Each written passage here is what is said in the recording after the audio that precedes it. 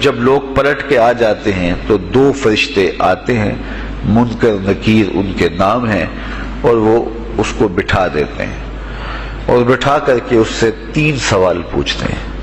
پہلا سوال یہ ہوتا ہے من ربک، تیرا رب کون ہے؟ اب کوئی مانے یا نہ مانے، رب تو سب کا اللہ ہی ہے۔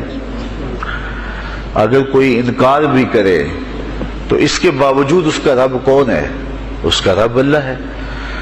تو دنیا کے اوپر کوئی اقرار کرے یا انکار کرے، لیکن نفس الامر میں، حقیقت میں اس کا رب اللہ ہی ہے۔ یہ تو حقیقت ہے، یہ تو طے شدہ ہے۔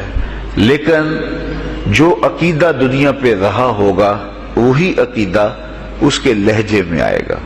اگر اس نے عملاً، رویتاً، قولاً، فعلاً اپنے اللہ کو اپنا رب مانا، رب کہتے ہیں کسی چیز کی تربیت اس کی استعداد ذاتیہ کے مطابق کرنے والا رب کہلاتا ہے۔ تو اللہ تعالیٰ جل شانہ ہم سب کا خالق بھی ہے، مالک بھی ہے، رازق بھی ہے، اور ہماری ضروریات کا وہ کفیل بھی ہے۔ وہ ہمارا رب ہے، اور صرف ہمارا رب ہی نہیں ہے، رب العالمین ہے، پورے جہانوں کا رب ہے، پوری کائنات کا رب ہے۔ خالق بھی سب کا وہی ہے اور رب بھی سب کا وہی ہے۔ جو اسے مانتا ہے اسے بھی رزق دیتا ہے، جو نہیں مانتا تو اس کے لیے بھی رزق کے دروازے بند نہیں کرتا۔ حضرت ابراہیم علیہ السلام کی عادت یہ تھی کہ جب تک کوئی مہمان نہیں آ جاتا تھا اتنی دیر تک کھانا نہیں کھاتے تھے۔ بھوک لگتی تو کوئی مہمان ڈھونڈتے تاکہ اس کے ساتھ بیٹھ کے کھانا کھاؤ۔ کھانا جتنا بھی مرغن اور جتنا بھی جو ہے وہ پرتکلف کیوں نہ ہو، اگر مہمان کے ساتھ کھایا جائے گا تو اس کا قیامت کے دن کوئی حساب نہیں ہوگا۔ تو مہمان کے ساتھ وہ کھانا کھایا کرتے تھے۔ مہمان اللہ کی رحمت ہوتا ہے۔ اچھا، وہ ایک دن مہمان ڈھونڈنے نکلے تو ایک بوڑھا شخص ملا تو اسے اپنے ساتھ گھر میں لے آئے، بٹھایا دسترخوان پہ۔ جب کھانے کا وقت آیا تو کہا کہ اللہ کے نام سے شروع کرو۔ اس نے کہا میں تو اللہ کا نام نہیں لوں گا، میں تو بتوں کا پجاری ہوں، بتوں کو پوجنے والا ہوں۔ حضرت ابراہیم علیہ السلام نے کہا کہ تیرے ساتھ میرا تعلق کوئی کاروباری، کوئی ذاتی، کوئی اور تو ہے نہیں، میں رب کے لیے ہی تو تجھے کھلا رہا ہوں، اور اگر تو رب کا نام ہی نہیں لے گا تو پھر میرا تیرا رشتہ کیا باقی بچتا ہے؟ اس نے کہا میں چند لقموں کے لیے اپنے بتوں سے بے وفائی نہیں کر سکتا۔ وہ غالب نے کہا تھا نا کہ وفاداری بشرط استواری اصل ایمان ہے، مرے بت خانے میں تو کعبے میں گاڑو برہمن کو۔ اس نے اپنے انداز میں ایک بات کی تھی کہ وفاداری بڑی چیز ہوتی ہے، تو اس نے بتوں سے وفاداری کا بھرم رکھا۔ اس نے کہا کہ میں چند لقموں کے لیے جو ہے وہ تیرے رب کا نام لوں اور اپنے معبودان کا نام چھوڑ دوں، یہ نہیں ہو سکتا۔ آج تو لوگ چائے کی پیالی پہ دین بیچ رہے ہیں، کیا آج ممبر و محراب فروخت نہیں ہو رہے؟ لیکن اس بوڑھے شخص نے کہا کہ میں چند لقموں کے لیے، چند ٹکڑوں کے لیے میں اپنے بتوں سے بے وفائی نہیں کر سکتا۔ حضرت ابراہیم نے کہا تو اگر بتوں کے ساتھ اتنی محبت رکھتا ہے تو پھر میں بھی رب کے نام کے علاوہ تجھے دینے پہ آمادہ نہیں ہوں۔ وہ دسترخوان سے اٹھ کے چلا گیا۔ وہ چلا گیا تو جبریل امین حاضر خدمت ہوئے، رب کا سلام دیا، اے ابراہیم۔ رب سلام دیتا ہے اور فرماتا ہے تو نے آج میرا ایک بندہ ناراض کر دیا۔ یا اللہ، وہ تیرا بندہ تھا، اس کو تو تیرا نام لینا بھی گوارا نہیں تھا۔ کہا ابراہیم اس کی عمر کتنی ہوگی؟ یا اللہ 80 سال کے قریب ہوگی۔ کہا اتنا عرصہ ہو گیا میں اس کو رزق دے رہا ہوں، تو ایک دن نہیں کھلا سکا۔ اب ابراہیم علیہ السلام اس کو ڈھونڈنے نکلے ہیں۔ وہ کسی پہاڑ پہ چڑھ رہا تھا، دور سے آواز دیو میاں آ جاؤ، کھانا ٹھنڈا ہو رہا ہے۔ اس نے کہا تم تو بڑے سخت تھے، لہجے میں، رویے میں تبدیلی کیسے آ گئی؟ کہا کہ اسی رب کا پیغام آیا ہے کہ مجھے اتنا عرصہ ہوا اسے کھلاتے ہوئے، وہ مجھے نہیں بھی مانتا تھا، پھر بھی میں اس کی ضروریات کو پورا کرتا رہا ہوں، اور تم ایک دن نہیں دے سکے، تو آؤ کھانا ٹھنڈا ہو رہا ہے۔ کہا تیرے رب کا نام نہیں لوں گا، کہا نہ لینا، کہا اتنی تبدیلی، کہا اسی رب کا سندیس آیا ہے، اسی رب کا پیغام آیا ہے۔ کہا پھر کھانا بعد میں کھاؤں گا، پہلے اپنے رب کا مجھے غلام بنا لے۔ تو کوئی مانے اس کو بھی دیتا ہے، کوئی نہ مانے اس کو بھی دیتا ہے، بلکہ دنیا کے اوپر کافروں کو زیادہ دیتا ہے۔ ایک روایت میں آتا ہے کہ اگر اہل ایمان کی دلجوئی کا لحاظ نہ ہو تو کافروں کے گھروں کی سیڑھیاں سونے اور چاندی کی ہوں، لیکن یہ کہیں گے ہمیں تو مار ہی دیا ہے۔ اور اقبال نے کہا تھا نا کہ کافر کو دیے حور و قصور اور مومن کے لیے فقط وعدہ حور۔ تو اس لیے ان کی دلجوئی ہے، ورنہ کافروں کو اتنا دور، چونکہ ان کا حصہ آخرت میں نہیں ہے، ان کا حصہ صرف دنیا ہے۔ دنیا پہ عیش کریں، دنیا پہ عیش و عشرت کی زندگی گزارے، دنیا ہی دنیا، آخرت میں ان کا کوئی حصہ نہیں۔ اور مومن کا آخرت میں حصہ ہے، اور دنیا کے اوپر جو تکلیفیں آتی ہیں ان تکلیفوں کا بدلہ اس کو قیامت کے دن دیا جائے گا۔ بلکہ صحیح حدیث میں آتا ہے کہ جب اہل بلا کو ان پر آنے والی مصیبتوں کا صلہ دیا جائے گا تو لوگ آرزو کریں گے کاش ہمارے بدن کو لوہے کی کینچیوں سے کاٹ دیا ہوتا، اور دنیا کے اوپر ہمیں بھی تکلیفیں، اذیتیں، آلام و مصائب آئے ہوتے۔ تو مومن جب اللہ کی طرف سے آنے والی کسی تکلیف کو خندہ پیشانی کے ساتھ قبول کرتا ہے اور اس پہ راضی رہتا ہے اور صبر کا دامن ہاتھ سے نہیں چھوڑتا، واویلا نہیں بچاتا، جزا فضا نہیں کرتا، تو اللہ تعالیٰ نے اس کے لیے اجر رکھا ہے۔ بلکہ رسول کریم نے ارشاد فرمایا مومن کے پاؤں میں جو کانٹا چبھے تو اللہ اس کا بھی مومن کو قیامت کے دن اجر عطا فرمائے گا۔ تو مومن کی زندگی جو ہے وہ بڑی خوبصورت زندگی ہے۔ تو دنیا کے اوپر جو اسے مانتا ہے اللہ اسے بھی عطا کرتا ہے، جو اس کا انکار کرتا ہے اللہ اسے بھی عطا کرتا ہے، اس لیے کہ اس کی شان ہے کہ وہ رب ہے اور وہ سب کا لحاظ کرتا ہے اور سب کی ضروریات کو پورا کرتا ہے۔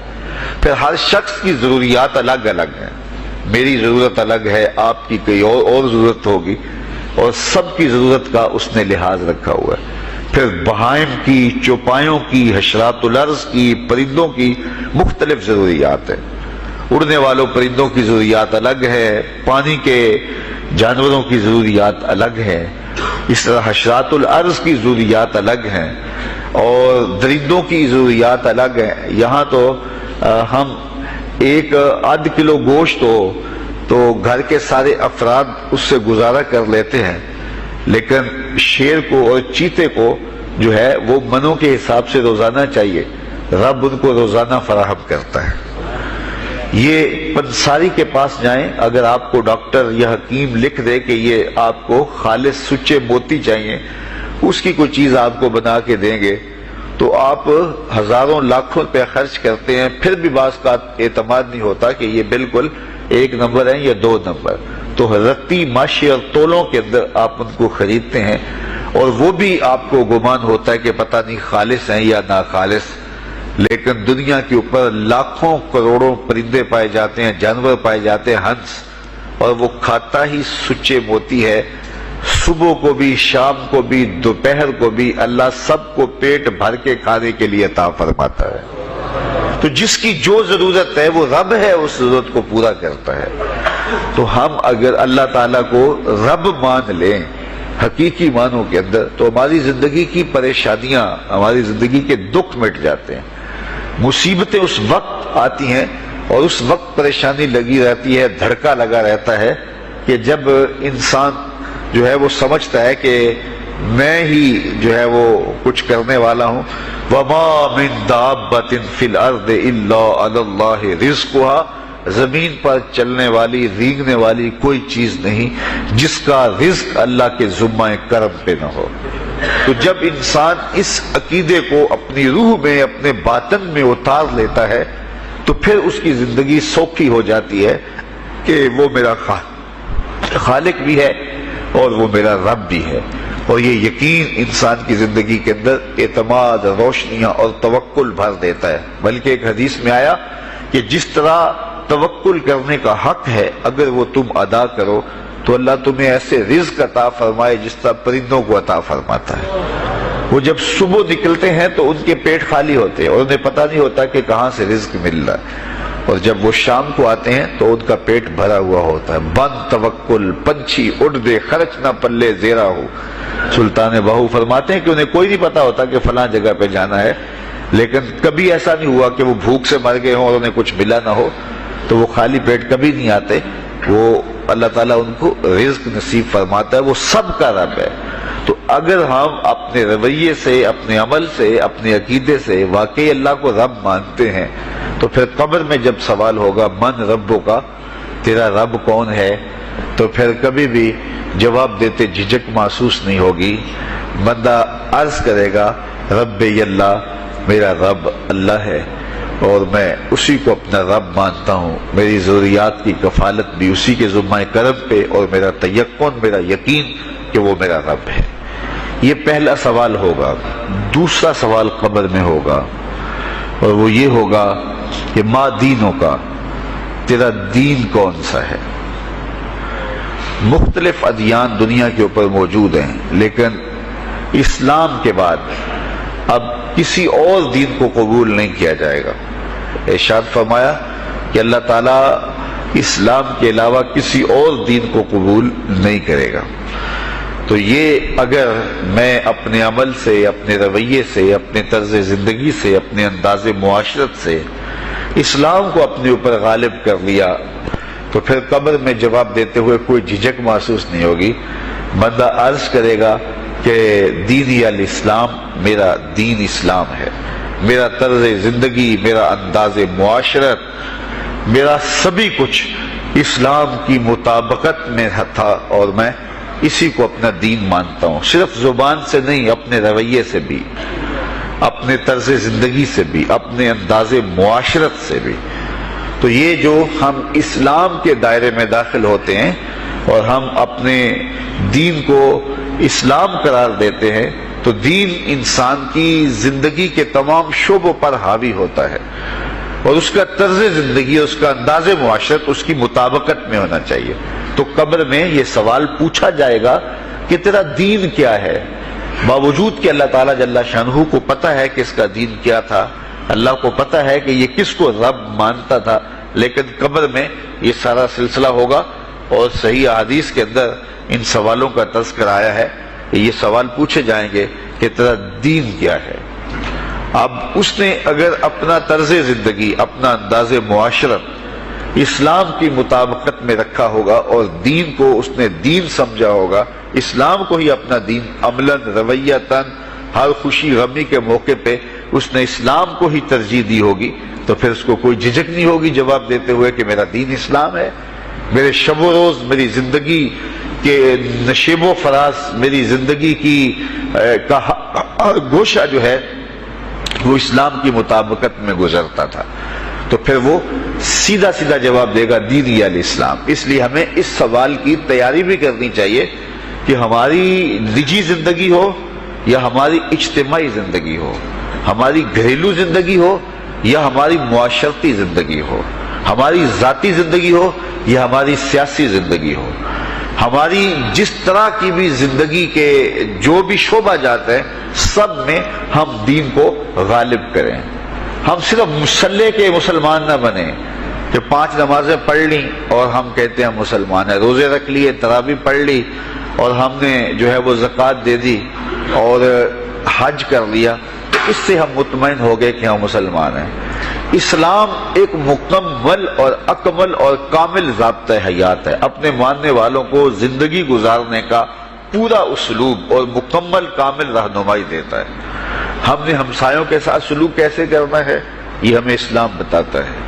ہم نے بیوی کے ساتھ سلوک کیا کرنا ہے، یہ ہمیں اسلام بتاتا ہے۔ اولاد کی تربیت کیسے کرنی ہے، اسلام کی واضح تعلیمات ہے۔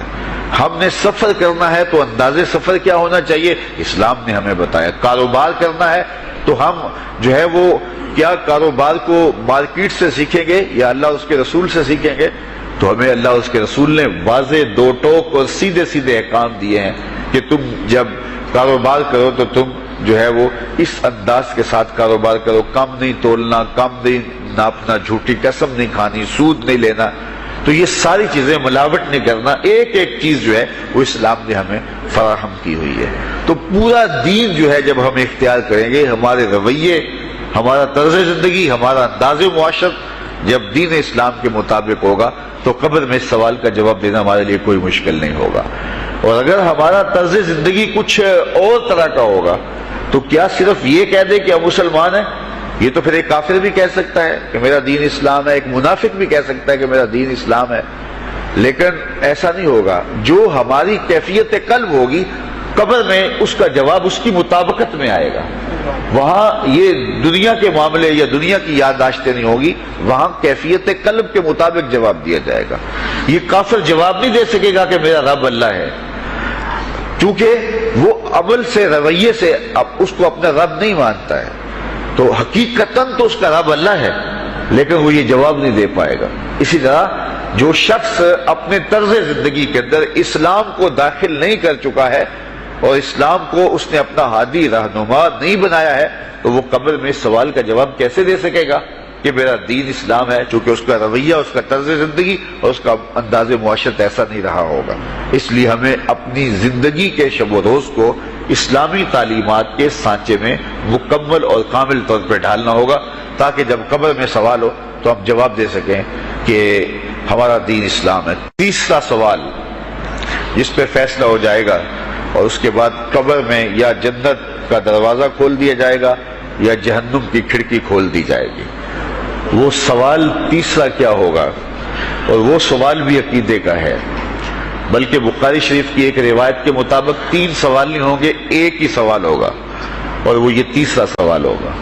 فرشتے پھر پوچھیں گے، حضور علیہ الصلوۃ والسلام کے روضہ دور سے اور قبر کے درمیان سے پردے ہٹا دیے جائیں گے اور رسول کریم صلی اللہ علیہ وسلم سامنے ہوں گے اور فرشتہ حضور کی طرف اشارہ کر کے کہے گا، ما کنت تقول فی ھذا الرجل، ان کے بارے میں زندگی میں کیا کہا کرتا تھا۔ یہاں یہ نہیں ہے کہ تو نے کیا کہا تھا یا اب کیا کہتا ہے۔ جب مضارع کے اوپر کانا یا جو ہے وہ کانا کے مشتقات داخل ہوں تو پھر وہ ماضی استمراری کا جو ہے وہ معنی دیتا ہے۔ تو ما کنت تقول کا معنی یہ ہے کہ تو کیا کہا کرتا تھا، تیرا لہجہ کیا تھا، تیری زبان کیا تھی، ان کے بارے میں تیری رائے کیا تھی، تو کیا بولا کرتا تھا، کیا کہا کرتا تھا۔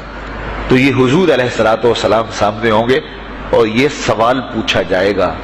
اب ابو جہل سے پوچھا جائے گا، ما کنت تقول فی ھذا الرجل، تو وہ کہے گا ہے ہاتھ لا ادری، ہائے افسوس میں نہیں جانتا یہ ہیں کون۔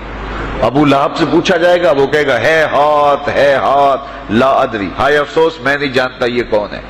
اچھا جانتا نہیں تو پتھر کس کو مارتا تھا، جانتا نہیں تو گڑے کس کی راہوں میں کھدواتا تھا، جانتا نہیں تو اوجریاں کس کے اوپر ڈلوایا کرتا تھا۔ آنکھیں پھاڑ پھاڑ کے تو ساری زندگی دیکھتا رہا، لیکن آج ابو جہل قبر میں اترا، حضور کی صورت نورانی سامنے ہے اور پوچھا گیا کہ یہ کون ہے، یہ نورانی چہرے والے کون ہیں؟ تو ابو جہل کہتا ہائے افسوس میں نہیں جانتا یہ کون ہے۔ اچھا جانتا نہیں تو پھر پتھر کس کو مارتا تھا؟ اللہ اکبر۔ اور 14 صدیاں گزرنے کے بعد ایک مومن لحد میں اترتا ہے اور پردے ہٹا دیے جاتے ہیں اور منکر نکیر سوال کرتے ہیں، عامر چیمہ بتا یہ کون ہے؟ وہ کہتا ہے پیچھے ہٹو، پہلے پائے ناز کو بوسہ تو کر لینے دو، میں تو مر کے پہنچا ہوں یہاں اس دل ربا کے واسطے، یہ تو میرے بخت جاگے کہ وہ میری قبر میں آئے۔ وہ کسی شاعر نے کہا نا کہ آئے وہ میرے مزار پہ گھونگھٹ اتار کے، آئے وہ میرے مزار پہ گھونگھٹ اتار کے، مجھ سے تو نصیب اچھے ہوئے میرے مزار کے، یہ تو بخت سنور گئے کہ وہ میری قبر میں آئے۔ شیخ عبدالحق محدث دہلوی علیہ رحمہ لکھتے ہیں کہ جب سے یہ سنا ہے کہ قبر میں حضور آئیں گے، پتہ نہیں موت کہاں مر گئی ہے، جی چاہتا ہے زندہ ہی قبر میں چلے جائیں۔ تو وہ کہے گا پہلے مجھے پائے ناز کو بوسہ تو کر لینے دو، میں تو زندگی کے بھر میں انتظار ان کا کرتا رہا اور ان کے بارے میں پوچھ رہے ہو یہ کون ہے؟ ساری زندگی پیر مہر علی شاہ نقشہ بتاتے رہے، مکھ چند بدر شاہ شانی ہے، متھے چمک دی لاٹ نورانی ہے، کالی زلف تے اکھ مستانی ہے، مخمور رکھی ہند مد بھریاں۔ تو وہ فوراً جواب دیتا ہے یہ تو وہی میرے آقا و مولا ہیں جن کے لیے ساری زندگی تڑپتا رہا اور ان کی زیارت کی آرزوئیں اور تمنائیں کرتا رہا۔ اچھا ابو جہل ساری زندگی دیکھتا رہا تو وہ تو جواب نہیں دے پائے گا، وہ کہتا ہائے افسوس میں نہیں پہچانتا یہ کون ہے، ہاتھ لا ادری، مجھے نہیں پتا، اور 14 صدیاں گزرنے کے بعد ایک مومن لحد میں اترتا ہے تو وہ فوراً کہتا ہے یہ تو وہی ہیں جن کے لیے زندگی گزار آیا ہوں. تو جس نے دیکھا تھا وہ پہچان نہیں سکتا، اور صدیوں بعد جو دنیا کے اوپر آیا وہ فوراً پہچان بھی رہا ہے اور پائے ناز کو بوسے بھی کر رہا ہے. تو پھر اس کا کیا جواب ہوگا؟ تو اس کا جواب علامہ اقبال علیہ رحمہ نے دیا. وہ کہتے ہیں قبر میں یہ جو آنکھیں ہیں ان میں تو مٹی پڑی ہوگی، یہ تو بند ہوگی، دل کی آنکھیں کھلی ہوں گی.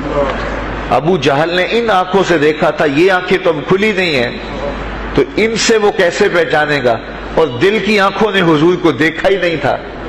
اور یہ صدیوں گزرنے کے بعد جو مومن لحد میں اترتا ہے اس کی گو ان آنکھوں نے نہیں دیکھا تھا، لیکن در دل مسلم مقام مصطفیٰ است. مومن کے دل کے ڈیرے کے اندر مومن کے دل میں حضور ہی بستے ہیں، اس لیے اس کی آنکھوں نے، دل کی آنکھوں نے حضور کو دیکھا اور پہچان لیا. اس لیے کہ دل کی آنکھوں نے حضور پہلے بھی دیکھے ہوئے تھے اور دل آرزو میں مچلتا رہا، اس لیے دل کو پہچاننے میں دیر نہیں لگی. تو وہاں یہ آنکھ نہیں پہچانے گی، یہ آنکھ پہچانے گی. اس لیے اقبال نے دوسرے مقام پہ کہا دل بینا بھی کر طلب خدا سے کہ آنکھ کا نور دل کا نور نہیں. آنکھ کا نور اور ہے، دل کا نور اور ہے. تو اگر کوئی شخص دنیا کے اوپر دل کے نور سے بے بہرا رہا، قیامت کے دن یہ آنکھیں اسے فائدہ نہیں دے گی. بلکہ اللہ تعالیٰ نے خود قرآن مجید میں ایک مقام پہ فرمایا من کان فی ہذہ اعمی فہو فی الآخرۃ اعمی واضل سبیلا. جو اس دنیا میں اندھا رہا کل قیامت کے دن بھی نابینا اٹھایا جائے گا. اس سے ان آنکھوں کی بے نوری قطعاً مراد نہیں، کسی مفسر نے نہیں لکھا، بلکہ وہ تو واضح حدیث میں آتا ہے جو دنیا میں ان دو محبوب چیزوں سے آزمایا گیا اللہ تعالیٰ قیامت کے دن اسے صلہ عطا فرمائے گا. یہ جو دنیا کے اوپر نابینا ہوتے ہیں، نابینا ہو جاتے ہیں یا پیدائشی نابینا ہوتے ہیں، تو یہ دنیا کی لذتوں سے اور دنیا کے نفعوں سے لطف اندوز نہیں ہو پاتے. یہ بہت بڑی آزمائش ہے، جہان اندھیر ہوتا ہے ان کے لیے، لیکن قیامت کے دن اللہ تعالیٰ اس کا بہتر صلہ ان کو عطا فرمائے گا جو دو ان محبوب چیزوں سے آزمایا گیا. تو اگر وہ دنیا پہ اندھا تھا اور حقیقی طور پہ، اور قیامت کے دن بھی اندھا اٹھایا جائے گا، یہ تو پھر مناسب نہیں ہوگا.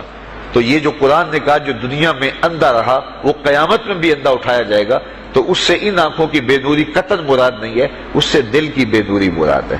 تو دل اگر بینا ہوا، دل اگر روشن ہوا، تو پھر قبر کے اندر بھی دل دے دیوے دی روشنائی جاوے وچ زمینہ، تو پھر وہ معرفت رسول کا سبب ہوگا دل کا اجالا. اور پھر حشر کے اندر بھی جو ہے وہ دل کی آنکھیں روشن ہوں گی. تو جس نے اپنے قلب کو نور معرفت سے، نور ایمان سے اور نور محبت سے منور نہیں کیا ہے، تو وہ قبر کے اندر، حشر کے اندر نابینا ہی اٹھایا جائے گا. اور یہ قرآن کی صریح نص ہے. تو اب ابو جہل نے ان آنکھوں سے دیکھا ہے، لیکن جب سوال ہوتا ہے بتاؤ یہ کون ہے، تو وہ کہتے ہیں ہے ہاتھ لا ادری، افسوس میں نہیں جانتا. اور صدیاں گزرنے کے بعد ایک مومن لحد میں اترتا ہے، ظاہری ملاقات بھی نہیں ہے. جب اسے پوچھا جاتا ہے یہ کون ہے، تو وہ کہتا ہوا محمد صلی اللہ علیہ وسلم. یہ تو وہی آقا ہے جن کے لیے ساری زندگی، جن کے تذکروں کی خوشبو سونگھتا رہا ہوں. تو مجھے تو جو ہے وہ ان کے پائے ناز کو بوسہ کر لینے دو. تو بتاؤ اس کے دل کی آنکھوں نے حضور کی معرفت حاصل کی اور حضور کو پہچان لیا. تو دل بینا بھی کر طلب خدا سے کہ آنکھ کا نور دل کا نور نہیں. تو حضور علیہ الصلوۃ والسلام کے حوالے سے جب سوال ہوگا، اگر اس سوال کا جواب نہیں آیا تو پھر جہنم کی کھڑکی کھول دی جائے گی، اور اگر اس سوال کا جواب آیا تو پھر جنت کے دروازے کشادہ کر دیے جائیں گے اور جنت کی ٹھنڈی ہوائیں اس کی قبر میں آ جائیں گی.